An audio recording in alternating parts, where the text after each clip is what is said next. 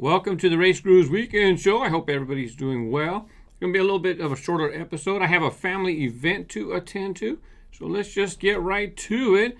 I did 4 of the brand new Hot Wheels play sets, new for 2018, brand new designs, not recolors of previous sets that they've released. So for me, it was kind of neat to see something new, so I wanted to jump on it and do something. It's been a while since I'd done something brand new, so I did those. Now, I accidentally called one of the cars the wrong name, so I appreciate when people let me know. It was a quick fix. All I had to do is do a voice overdub in one section and then re-upload it. I decided to go to my community page and let people know that the video was going to be deleted and re-edited, and then give shout-outs to those people who let me know that I made the mistake. They let me know soon enough to where it's like, you know what? I could fix it, delete it. No, I could delete it. I could do another version, right? All I have to do is snip out that little part where I set the wrong name for the car and then re-upload it and set her free. And so thank you for letting me know right away. I appreciate it. You know, I made a mistake also. I made a mistake again in another video. I accidentally said Year of the Dragon, and it was Year of the Horse because it was horseplay. Hello! I didn't even catch it. Well, people were commenting, "You're the horse, you're the horse."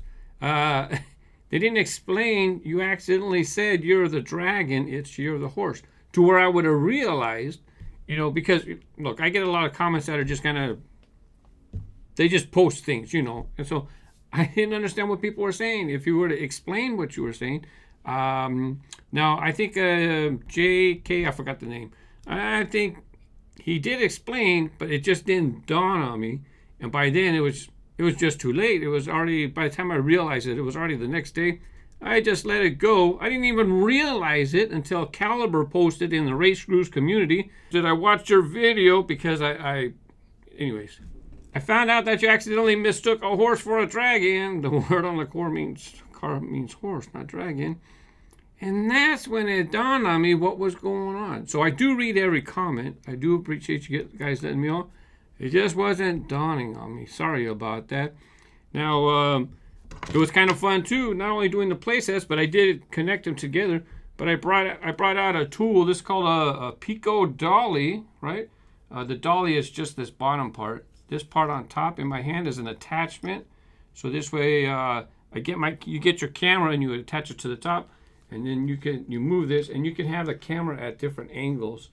And I tried it for a video years ago when I first bought it. It just didn't work. So it was kind of fun for me to, hey, I'm going to connect the 4 sets, put them together.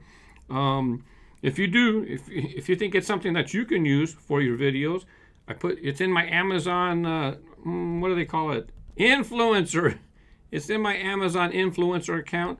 Links down in the description below if you're interested. And remember, I buy the one that goes with my Sony camcorders, right? So if you're going to get one for whatever device you use. You know, be mindful of what you buy it for, okay? Now, you thought it was easy just to, it looked good, right? Well, it took a few takes. I thought it'd be kind of fun to show you guys the outtakes where I had to start all over again.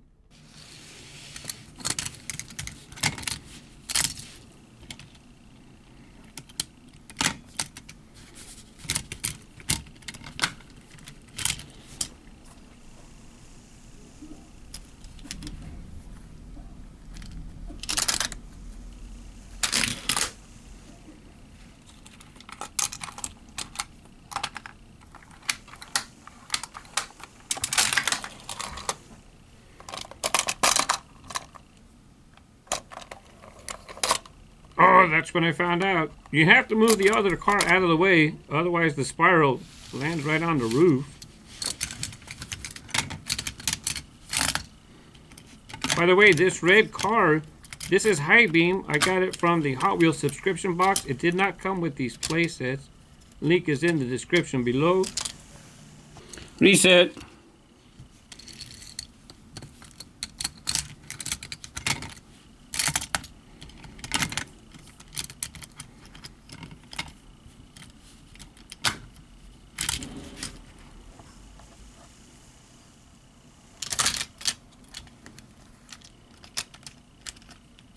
not smooth enough. Let's reshoot this.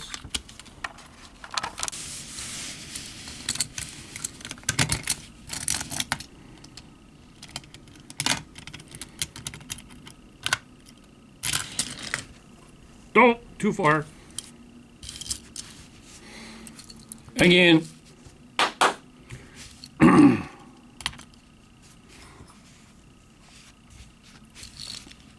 Again, go. Again, go.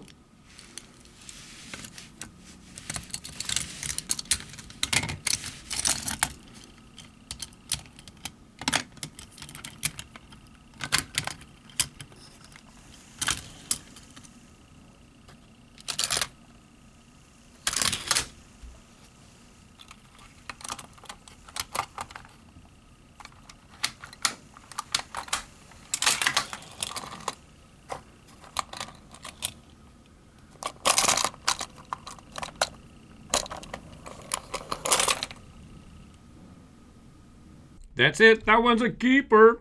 Only took a few tries. Not too bad. Red's Diecast Garage. He posted this. He replied to my Twitter post. Seen these sets in Target today. Wish they would include better castings with them. Yeah, you know, they're $9.99. They're just trying to make it. I'm assuming this is my perspective. I don't talk to them and ask them. I think they try to keep it affordable. They're trying to keep it under $9.99, make it an affordable gift if somebody wants to buy one. So they're going to use Hot Wheels Fantasy models, and they turned around and they used some that are already released. It would have been nice if they were like multi-pack exclusive colors, but what are you going to do? I think they're just trying to keep the cost down under $9.99. Keep in mind that, on a side note, people were also commenting about the, hey, Hot Wheels City sets. You know, why don't they do the Hot Wheels City sets again? And, you know, they did release them under the Matchbox brand, I don't know, 5-7 years ago. I'm not sure they sold very well. Of course, if you put a Hot Wheels Flame logo and all of a sudden, oh, people want to buy them. It's the same sets. Anyways, well, you know, they're trying to keep them under $10 nowadays. And these are clearly targeted to kids, right? Colorful, you know, a little bit distorted, a little funny looking. It's targeting to the younger kids. I understand that people would want maybe regular city scenes, but maybe Mattel felt that, you know, they wouldn't sell well. I'm not sure. The Hot Wheels City sets, I did do some reviews of some of them back in the day, and who knows, maybe I can get to some again. Those, I don't know how much those were, but look, those are 20 years old already, the Hot Wheels City sets, and for them to release something and keep it affordable, you know, I'm sure it's a challenge for them as well. KZ intended for ages 4 and 8. You said it, not me, just saying. And when they posted this, it's like, I'm not sure. I think they're being sarcastic. I'm not sure. I just let it go. You know, I let quite a bit of stuff go. There's some stuff I'm not going to tolerate. It's on my channel. I consider it. You're on my channel. Basically, you're in my house, basically. You're in my comment section. You're in my house. So if you're just going to be flat out disrespectful, I delete those comments, right? If you're going to be rude about me physically or my family members, I just delete it, okay? I just don't have that stuff on my channel. If you're going to be rude to other people, you might get a warning from me. You might not. I just might ban you. But when this person said it, I said, I'm not sure. I just let it go. Anyways, 15 minutes later, same video, right? It's almost like what you do, watch it twice. You're still here, right? And then they post, am I the only adult who thinks it's a little creepy that a grown man is doing videos reviewing kids' toys with the obvious intention of attracting a kid audience? It's called parenting, people. Take your kids' devices away and send them outside to play. I went ahead and left that comment. To be honest, yeah, but it's okay to have a balance of computer time, tablet time, physical time, go play. It's good to have a balance. But as far as, is it creepy that a grown man is doing videos reviewing kids' toys? You know what? Kids' cartoons that are for kids to watch, right? Disney cartoons. Do you think who's making that stuff? Kids? No, adults are making that kids' content. It's no different than what I'm doing. I'm making content for these places or for kids, right? So it's no different than kids' content for movies, music, TV shows. Who do you think's making that stuff? Kids? No, it's adults.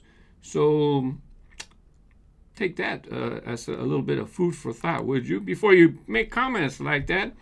Anyways, you know, my Off the Pegs channel, I did in-store footage at Target in December. And you know what? I actually filmed it December 11th. I had it uploaded, ready to go, and I forgot to publish it. I didn't publish it until like 2 weeks later, after Christmas, December 29th. Oh, that's fantastic. If you're a YouTuber, it's like, wow, that was a missed opportunity. You uploaded a Christmas video 2 weeks before Christmas, and then you don't publish it until a week afterwards. Oh, well, you know, look, the Off the Page channel, it's not like it gets a lot of views anyways, but, you know, what can you do? Coming up next, I got Matthew. I think it's Matthew. Matthew, I've been holding off on his letter because he wrote a lot, so it's quite a bit to cover, and I thought it'd be nice to talk about it in one. I have Matthew's fan mail coming up, and also last week I showed a blurry pitch, and I said, hey, what cars do you think those are? So those are coming up right after this break. In the last weekend show, when I showed this picture, I figured people would get 2 or 3 of the vehicles for sure. 2 or 3 should be pretty easy, right?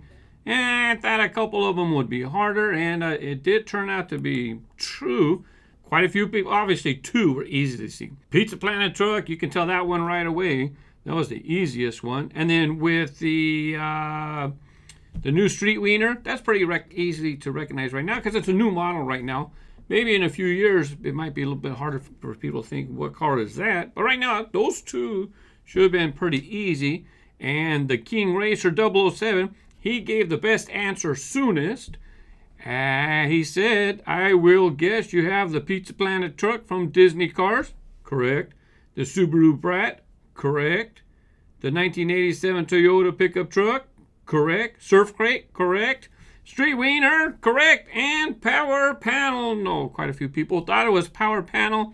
That's not Power Panel. Guess what? Kyle Rocks 10. Only person who guessed that the green car was Fandango. You are correct. Thank you very much for participating. Now let me do some fan mail. I'm just going to do one this week because it's a long one. Check out that picture of Chevy Avalanche. Very nice. I really like how he put the RaceGrooves logo in that kind of stylistic font going up the truck. Very nice. Thank you, Matthew. Matthew Gamsick. Now let's go ahead.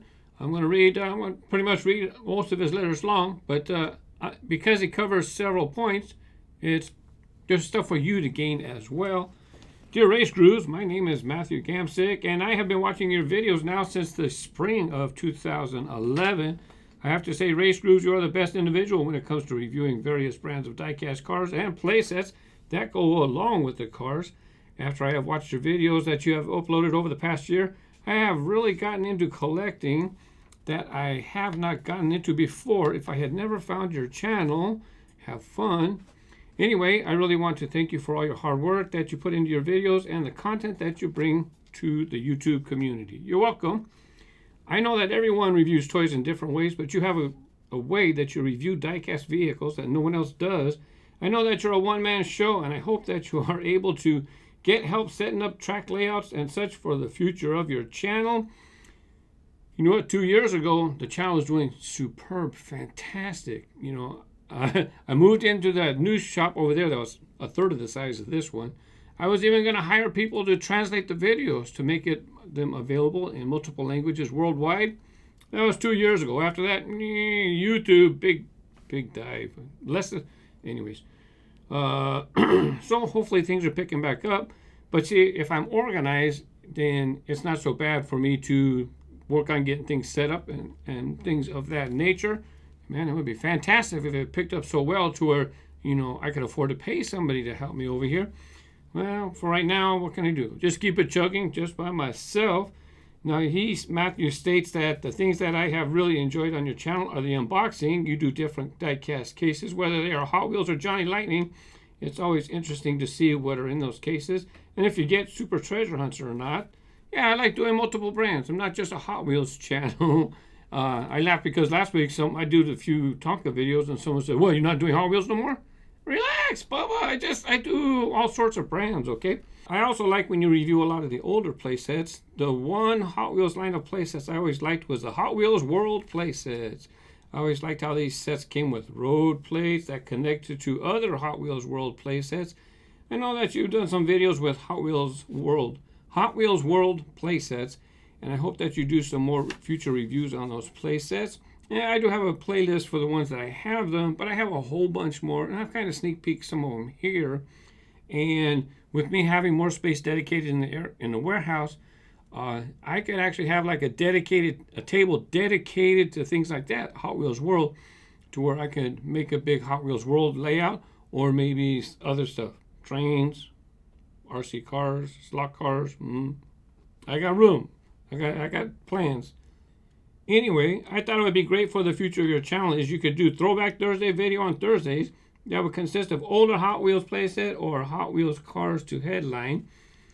Just an idea to throw out on the table for future ideas on Thursdays. Since I know you do Truckin' Tuesdays on Tuesday, yeah, it's interesting. You know, I had an idea for Mondays. I had an idea for Wednesdays. Throwback Thursdays, of course. I just don't have the time.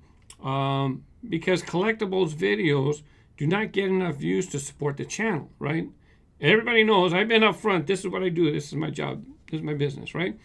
And doing collectibles videos just don't bring in the money. Truckin' Tuesday is not doing well. It's not doing well at all. I'm lucky if I get 10,000 views. Sometimes it's 5,000 views. I don't know. It's not well. So Truckin' Tuesday, but and the other stuff, I've had to think maybe it's not a good idea. To be honest, people watch my channel Thursday, Friday, Saturday, Sunday, and then Monday, Tuesday, Wednesday, Thursday, Friday, Saturday, Sunday. So for me to put content Monday through Thursday, it's not exactly the best days. But, you know, sometimes I like making content. So I do put stuff out on those days as well. But as far as having a dedicated video on a dedicated days, I'm going to have to let it go. As much as I would love to do that, trust me, I know what I would do. I just can't. Because I want to focus on my track time videos. I haven't done track time in a couple months already. So things like this, I just got to realize I can't do them. Because even the cases, I'm not going to do the international cases no more. I'm only going to do USA cases.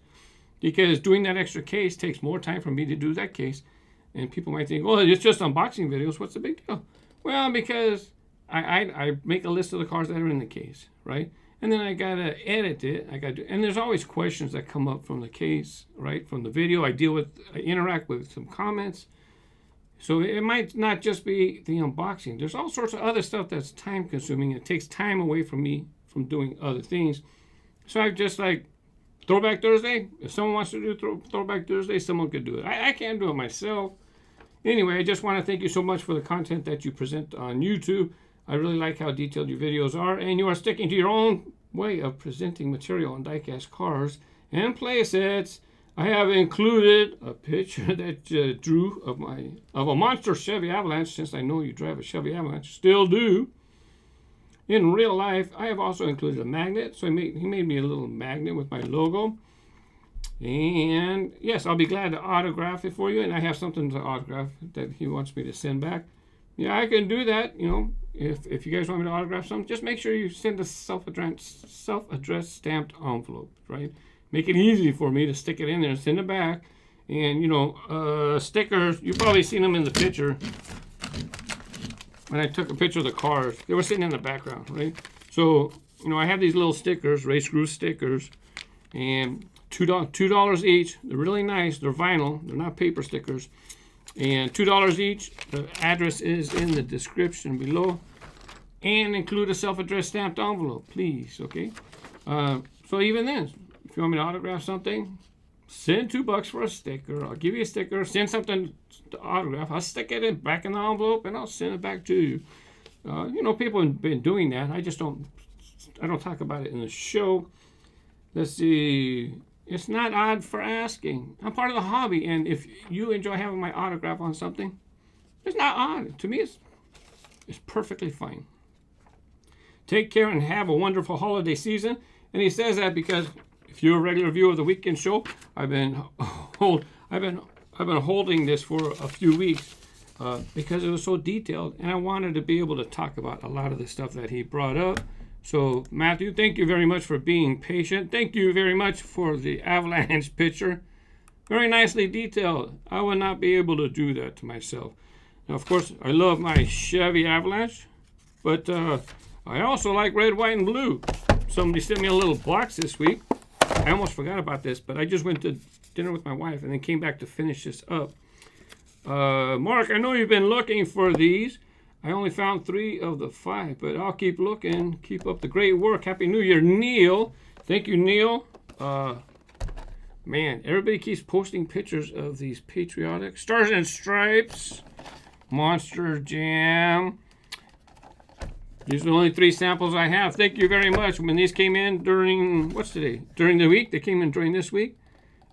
Fantastic. As a matter of fact, I was going to talk about them, but I just realized I'm out of time for today. I got to wrap this up. I still have some Ask RaceGrooves and some stuff from the last weekend show that I'm going to talk about. Love this set. I'll be getting at least a couple of each truck. This was very cool to receive. Thank you. Not John. Neil. Thank you, Neil. Roman. Hi, Mark. Random question. What is your round circulating display made of? Some sort of granite, some kind of faux rubber. Ask RaceGrooves. I should have had it in the room right here. But you know my rotating display stand where I put the cars on there. It's just painted styrofoam, and I'll have a link for that in the description below. Twinmill 53. Ask RaceGrooves. I noticed that there are 3 Twinmill models. Fancy that. He has Twinmill in his name, and he noticed that there's 3 Twinmill models. And there's Twinmill regular, Twinmill 2, and Twinmill 3. Wondering which one is your favorite. P.S. There's a 4th model coming soon. I don't remember if I knew about there being a Twinmill 4.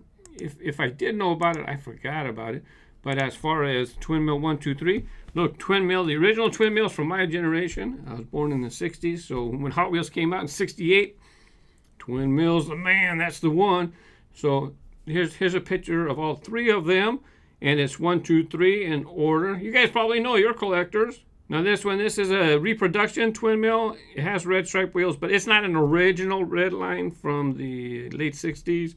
This is a reissue probably in the 90s. That's the original Twinmill. Here's Twinmill 2, and not very popular.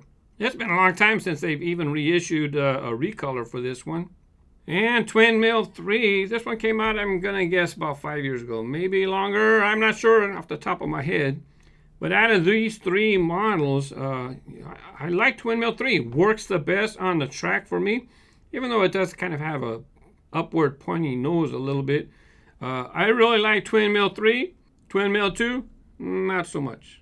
Original Twinmill, I'd have to say that because, look, I grew up with that car. The original Twinmill is my favorite. But if we're going to put some cars on the track, Twinmill 3 is the one that I'm going to put on the track.